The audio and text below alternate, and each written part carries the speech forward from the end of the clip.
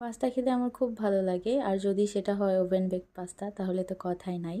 রেস্টুরেন্টে যখন খাই তখন আমি সাধারণত ওভেন বেক পাস্তাটাই খাই। স্কুল লাইফে টিফিন থেকে শুরু করে ইউনিভার্সিটিতে যখন গেলাম তখন সকালে হোক বিকেলে হোক বা রাতে হোক এই পাস্তা আর নুডলসই জীবন ছিল মনে হয়, অনেক বেশি খাওয়া হতো। নিবিড়কে আমি পাস্তা রান্নায় হেল্প করছিলাম। ও টমেটো ফ্লেভারড পাস্তা রান্না করছিল, অনেক বেশি টমেটো ইউজ করছে, গাজর দিয়েছে, টমেটো কেচাপ ছিল, এছাড়া মশলা তো থাকবেই। এটা ছিল ম্যাকারনি পাস্তা, যে কোনো বেকারি দোকানেই পেয়ে যাবেন। কোলসন ম্যাকারনিটা আমরা নিয়েছিলাম। আর পাস্তাটা যখন সিদ্ধ করেছি একটুখানি লবণ আর সামান্য একটু তেল দিয়ে নিয়েছি যাতে এটা ঝরঝরে থাকে।